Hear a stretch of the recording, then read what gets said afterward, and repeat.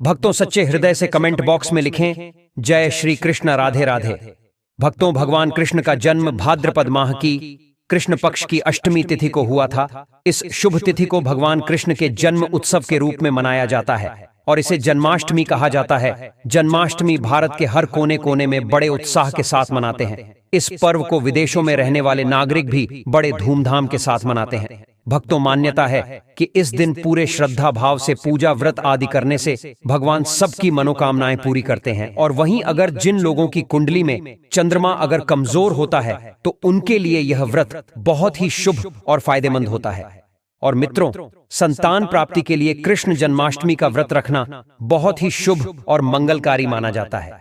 माना जाता है कि जो भी स्त्री जन्माष्टमी के दिन भगवान लड्डू गोपाल को झूला झुलाती है तो उसके शीघ्र ही विवाह के योग्य बन जाते हैं और संतान होने में विलंब नहीं होता। ऐसे में जन्माष्टमी का व्रत अवश्य रखें, आपके शीघ्र ही सारे काम बन जाते हैं। मित्रों, आज के इस वीडियो में हम जानेंगे साल 2024 में जन्माष्टमी का शुभ मुहूर्त क्या है। जन्माष्टमी 26 अगस्त को है या फिर 27 अगस्त को, और व्रत का पालन कैसे करें, अष्टमी तिथि कब है, पूजा का समय कब होगा और पारण का समय क्या है, आइए जानते हैं। भक्तों, वीडियो शुरू करने से पहले अभी तक आपने हमारे चैनल प्राचीन ज्ञान को सब्सक्राइब नहीं किया है तो इस चैनल को सब्सक्राइब करके बेल आइकन जरूर दबाइए और सच्चे दिल से कमेंट बॉक्स में लिखें जय श्री कृष्ण। भक्तों, जन्माष्टमी व्रत से पहले रात को हल्का भोजन करना चाहिए और अगले दिन पूर्ण रूप से ब्रह्मचर्य का पालन करना चाहिए। उपवास के दिन ब्रह्म मुहूर्त में उठकर स्नान आदि से स्वच्छ होकर साफ वस्त्र पहनना चाहिए। उसके पश्चात भगवान कृष्ण का ध्यान करते हुए व्रत का संकल्प लेना चाहिए। इसके पश्चात भगवान कृष्ण को माखन, मिश्री और नारियल के बनी मिठाई का भोग लगाएं। मित्रों, रात 12 बजे भगवान लड्डू गोपाल का जन्म होगा। इसके बाद उनका पंचामृत से अभिषेक करें, उनको नए वस्त्र पहनाएं और उनका अच्छे से श्रृंगार करें। भगवान का चंदन से तिलक करें और उनके भोग में तुलसी का पत्ता अवश्य मिलाएं। भगवान कृष्ण की पूजा में जब तक तुलसी का पत्ता शामिल न हो तब तक व्रत हमेशा अधूरा ही रहता है। इसके बगैर आप भगवान कृष्ण को प्रसन्न नहीं कर सकते। तुलसी के बगैर जन्माष्टमी का पर्व भी हमेशा अधूरा ही रहता है। दोस्तों, भगवान लड्डू गोपाल को झूला झुलाया। इसके पश्चात भगवान कृष्ण को शुद्ध देसी घी के दीपक और धूप बत्ती से आरती करें। भक्तों, जन्माष्टमी की पूजा में भगवान का श्रृंगार भी बहुत अहम माना जाता है। आज हम आपको 10 ऐसी वस्तुओं के बारे में बताने जा रहे हैं जो भगवान लड्डू गोपाल को अति प्रिय है। अगर आप भी भगवान कृष्ण की असीम कृपा प्राप्त करना चाहते हैं तथा माता लक्ष्मी की कृपा प्राप्त करना चाहते हैं, अपनी मनोकामना को पूर्ण करना चाहते हैं, तो जन्माष्टमी आने से पहले ही इन वस्तुओं को अपने घर पर जरूर लेकर आए।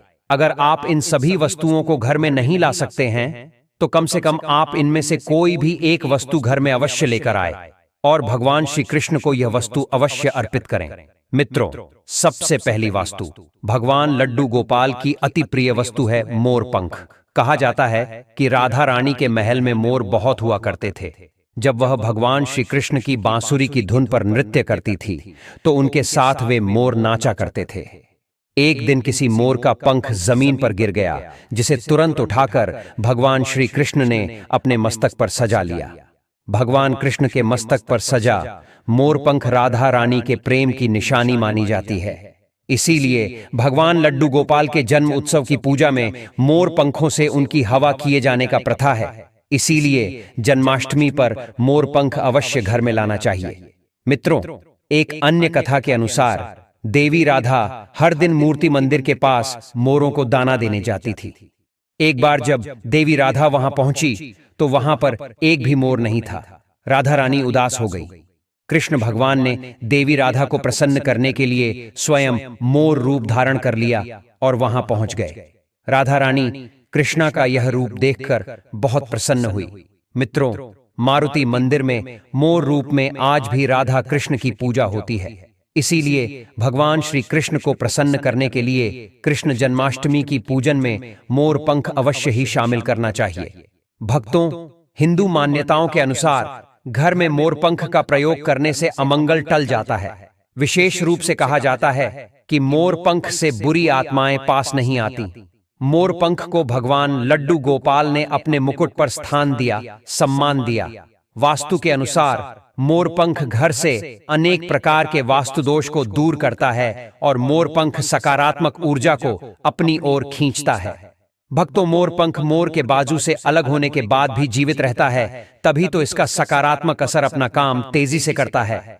मित्रों, दूसरी चीज है बांसुरी। भगवान राम की पहचान धनुष है, तो भगवान लड्डू गोपाल की बंसी। भगवान लड्डू गोपाल की मधुर बांसुरी की धुन सुनकर गोपियां उनकी ओर खींची चली आती थीं। भगवान लड्डू गोपाल की बंसी प्रेम और आनंद का प्रतीक है। बाल कृष्ण गोपियों के साथ बंसी बजाकर रासलीला रची थी और सृष्टि में प्रेम का संचार करते थे। मित्रों, जन्माष्टमी के दिन भगवान श्री कृष्ण के श्रृंगार की सामग्री में बांसुरी को शामिल करने से अपने परिवार में प्रेम और आनंद आता है। भगवान कृष्ण को बांसुरी अर्पित करने के साथ ही आप अपने घर में बांसुरी को अवश्य ही लाएं। मित्रों, माना जाता है कि जहां कहीं भी वास्तु दोष हो, वहां बांसुरी लगाने से वास्तु दोष दूर हो जाता है। लेकिन ध्यान देना जरूरी है कि बांसुरी कभी भी सीधी नहीं लगाना चाहिए, बल्कि इसमें हमेशा तेल लगाने से लाभ मिलता है। साथ ही बांसुरी का मुख हमेशा नीचे रहना चाहिए। इसके अलावा भक्तों, अगर दांपत्य जीवन में तनाव या फिर कलहपूर्ण वातावरण रहता हो, तो सिरहाने में बांसुरी रखकर सोने से बहुत अधिक सकारात्मक फल मिलता है। मित्रों, तीसरी चीज है मोर मुकुट। ज्योतिषीय गणना के अनुसार ऐसा माना जाता है कि भगवान कृष्ण की कुंडली में काल सर्प योग था, इसीलिए वे सदैव अपने मुकुट पर मोर का पंख हमेशा धारण करते थे। मोर और सांप का विपरीत संचार है, इसीलिए मस्तक पर मोर मुकुट धारण करने से काल सर्प दोष का योग कम होता था और भगवान की पूजा में उन्हें मोर मुकुट पहनाने से काल सर्प दोष का प्रभाव दूर हो जाता है। मित्रों, चौथी चीजें माखन मिश्री। नंदलाल गोपाल को माखन अति प्रिय है। कहते हैं, जिस रात लड्डू गोपाल का जन्म हुआ, उस रात नंदगांव की गोपियों ने सपने में देखा था कि लड्डू गोपाल माखन मांग रहे हैं और नंदलाल को माखन इतना प्रिय था कि वे बचपन में गोपियों की लड़कियों से माखन चुराकर तथा मटकियां तोड़कर खा लिया करते थे, जिसकी वजह से इनका एक नाम माखन चोर भी है। भक्तों, भगवान के भोग में माखन मिश्री को अवश्य ही शामिल करना चाहिए। प्रेम पूर्वक भगवान लड्डू गोपाल को माखन मिश्री का भोग लगाने से आरोग्य की प्राप्ति होती है और धन सुख समृद्धि की प्राप्ति होती है। धन लक्ष्मी आपके घर में धन की वर्षा करती है और भगवान लड्डू गोपाल को माखन मिश्री अर्पित करने से वे शीघ्र ही आपकी सभी इच्छाएं पूर्ण करते हैं। भक्तों, अगली चीज है झूला या फिर पालना। भक्तिभाव के बाल गोपाल को जन्माष्टमी पर झूला झुलाने की परंपरा चली आ रही है। यह ठीक उसी प्रकार से है जैसे बच्चे के जन्म के बाद उसे पालने में झुलाने से आनंद की प्राप्ति होती है। उसी प्रकार भक्तजन अपने प्रभु के बाल स्वरूप को पालने में झुलाकर भक्ति के परम सुख को प्राप्त करते हैं। मित्रों, भगवान को झूला या पालना भेंट करने से प्रेम और आनंद की प्राप्ति होती है और एक नारी को भगवान लड्डू गोपाल की तरह ही एक सुंदर पुत्र की प्राप्ति होती है, जो कि ऐसा बालक भगवान लड्डू गोपाल की तरह ही मनमोहक होता है, सुंदर होता है, आकर्षण से भरा होता है। भक्तों, अगली चीज है पीले वस्त्र। दोस्तों, जन्माष्टमी भक्त भगवान के बाल स्वरूप को पंचम व्रत से स्नान कराने के पश्चात पीले रंग के नए वस्त्र पहनाए जाते हैं। अगर आप भी इस बार जन्माष्टमी का पर्व मनाने वाले हैं, तो आप पूजा की सामग्री में पीले रंग के वस्त्रों को अवश्य ही शामिल करें। पीली चीजें अवश्य शामिल करें। मित्रों, भगवान को पीतांबर अति प्रिय है। यह प्रेम और वैराग्य के प्रतीक है। भक्तों, भगवान लड्डू गोपाल का निवास गोलोक माना जाता है। गाय भगवान की सहचर है। भगवान लड्डू गोपाल के साथ पूजा में बछड़े के साथ ही गाय की पूजा करना शुभ समृद्धिदायक माना जाता है। पुराणों में गाय को धन का प्रतीक माना गया है। भगवान धर्म रूपी गौरव की रक्षा करते हैं। मित्रों, ज्योतिष शास्त्र के अनुसार गाय के भीतर नवग्रह का वास होता है और गाय के अंदर 33 कोटि देवी देवताओं का वास होता है। यदि यह ग्रह किसी व्यक्ति की कुंडली में नीच स्थिति में हो, तो उसे गाय की सेवा करना चाहिए।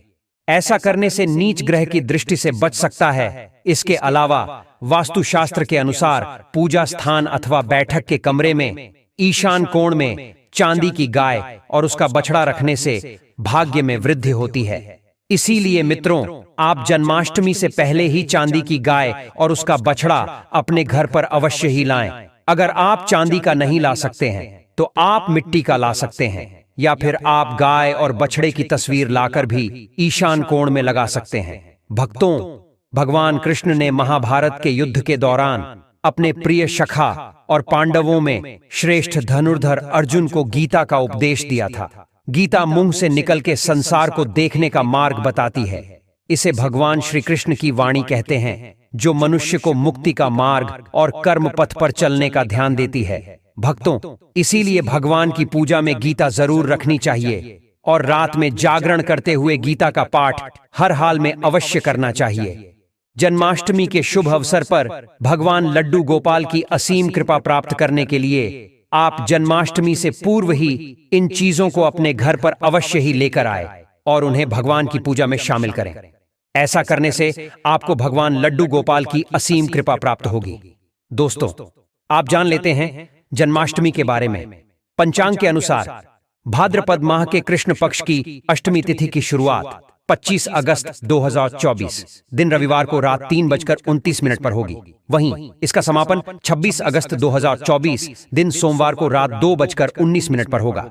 ऐसे में जन्माष्टमी 26 अगस्त को मनाई जाएगी। जन्माष्टमी पर शुभ मुहूर्त देर रात 12 से लेकर 12:45 27 अगस्त तक रहने वाला है। इस दिन सर्वार्थ सिद्ध योग का भी निर्माण हो रहा है। योग का समय 26 अगस्त दोपहर 3:55 से लेकर 27 अगस्त को सुबह 5 तक रहने वाला है। आज के लिए बस इतना ही मित्रों। अगर आपको यह वीडियो पसंद आया है तो वीडियो को लाइक करिएगा, दोस्तों को शेयर जरूर करिएगा और चैनल को सब्सक्राइब करके बेल आइकन जरूर दबाइए ताकि आने वाले नॉलेजेबल वीडियो आपको सबसे पहले मिले। और कमेंट बॉक्स में सच्चे दिल से राधे राधे जय श्री कृष्णा अवश्य लिखें। धन्यवाद।